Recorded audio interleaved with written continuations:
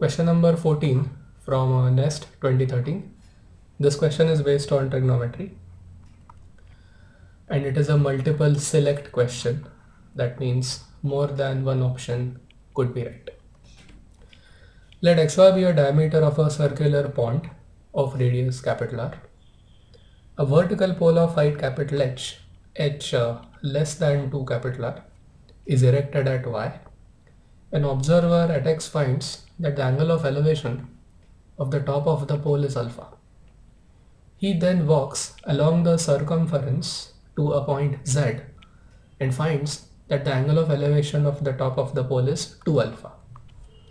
If L is the length of the minor arc xz, then L is less than pi r upon 3, L is greater than 2 pi r upon 3, L is 2r cos inverse 4r squared minus h squared upon 8r squared, and D, L is equal to 2r sin inverse 4r squared minus h squared upon 8r squared.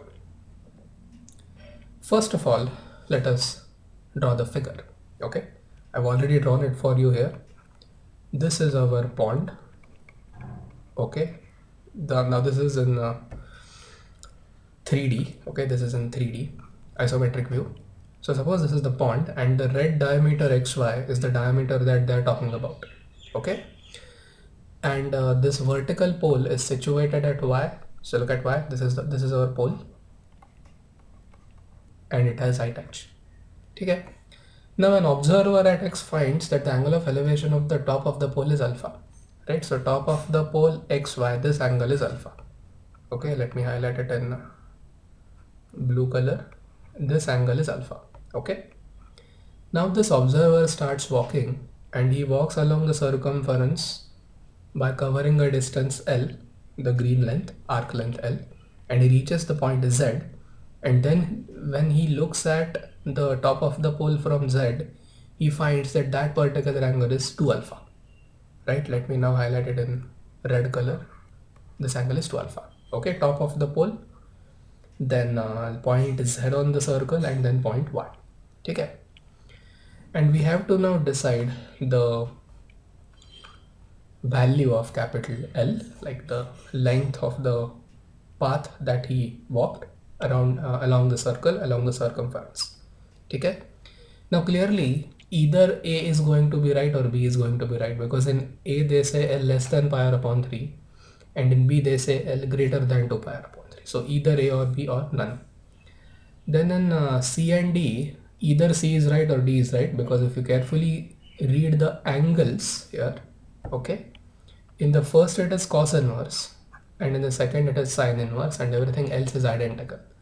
So obviously either C or D or none. Okay, we don't know. Well, now let us try to understand why are they specifying the minor arc.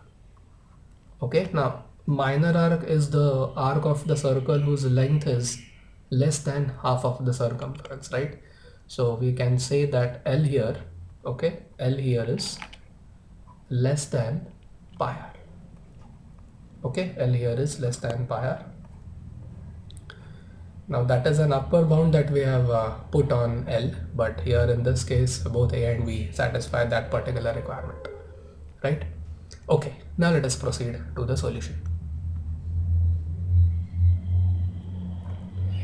In part 1 of the solution, we first note that the length of the arc, okay, length of the arc is radius into the angle subtended, right? This is a standard formula. Length of arc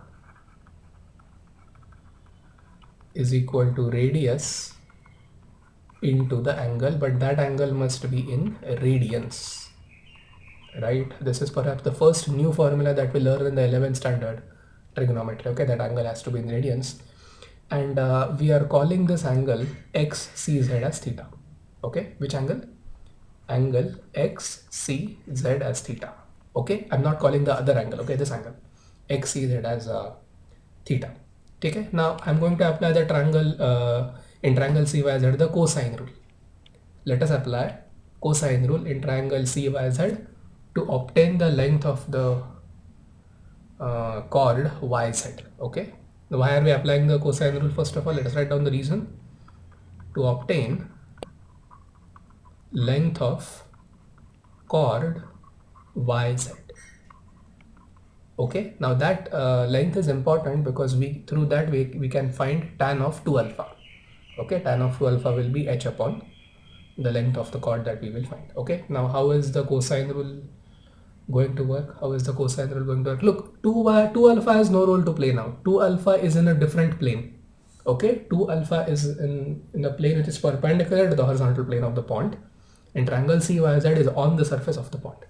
Okay, so how does the cosine rule work? Suppose we want to find the square of the length of YZ, then we need to basically square the lengths of the other two sides, and because both these sides are equal to radius, so that will be r squared plus r squared minus 2 into product of the other two sides, so r squared into cos of the angle which those two sides form, so this angle.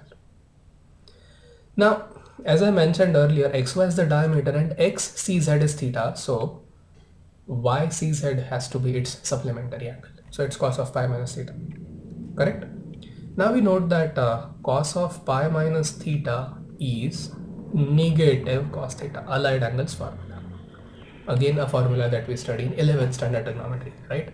Cos of pi minus theta equal to negative cos theta, which then makes this sign positive. Okay, which then makes the sign positive. So eventually it becomes r squared plus r squared, 2r squared, minus into that minus plus 2r squared cos theta, and we need to now take the root. Okay, and then r squared will come out, that will become r. 2 will also come out, that will become root 2. Now inside we will be left with root of 1 plus cos theta. Let me explain. If we take 2r squared common and put it outside the root, then we will get root 2, then r, and then we will get 1 plus cos theta.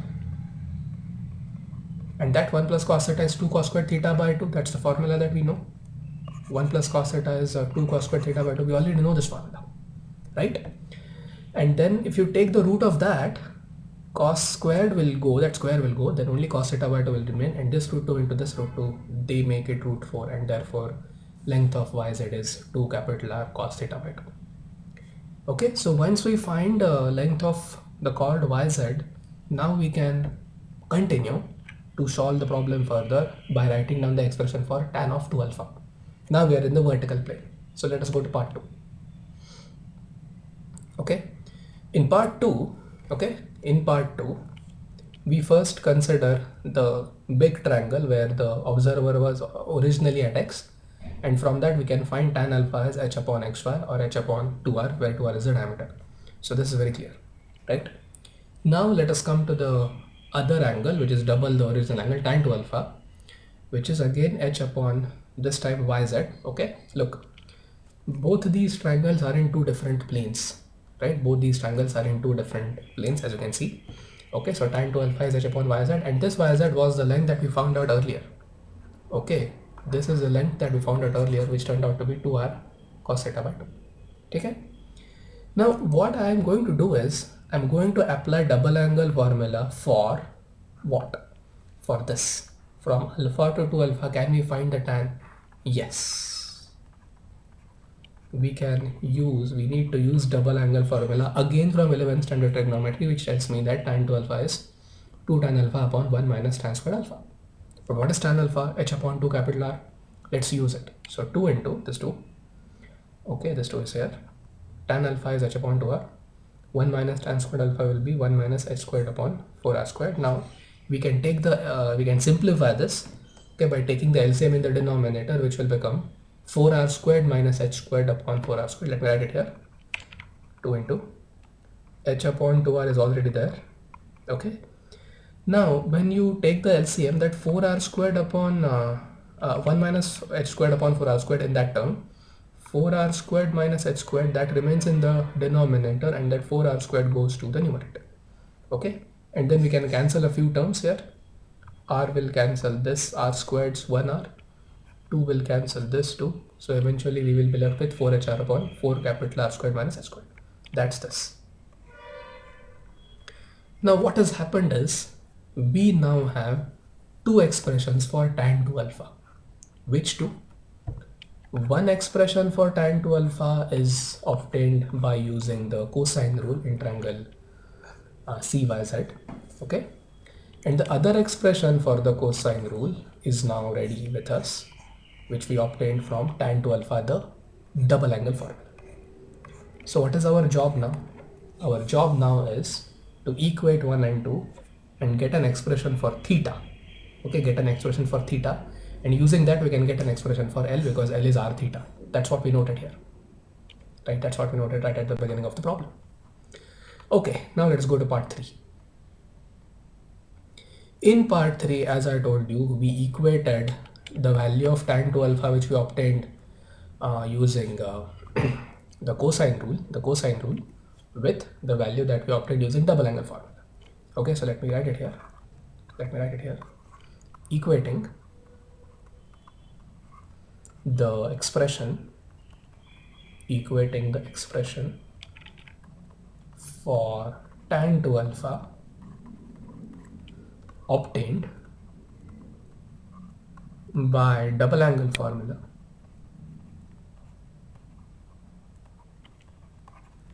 and by cosine rule. Okay, by cosine rule. Yeah, I think we should interchange these. The one which was obtained by using cosine rule is our first one, because it contains that cos, and this is second. Okay, yeah. Now it's pure simplification. Okay, HH will go. Then bring cos theta by 2 here. Shift 4r in the denominator of RHS. 4r squared minus h squared to the numerator of LHS. Okay. Then that will give us theta by 2 as cos inverse of this, and then theta will be 2 cos inverse of 4r squared minus h squared upon 8r squared. Now that confirms that option C is right. How? L is r theta. Again, let us go to the first formula that we wrote when we started solving the problem. Length of the arc formula, radius into angle in radians. We found out that theta now, and therefore L is equal to r into theta, and theta is the angle that we obtained here, 2 cos inverse. So that 2 can be written here before r, because in the option it is like that. Cos inverse 4r squared minus h squared upon 8r squared. Let's compare this with option C. Okay, let us compare this with option C.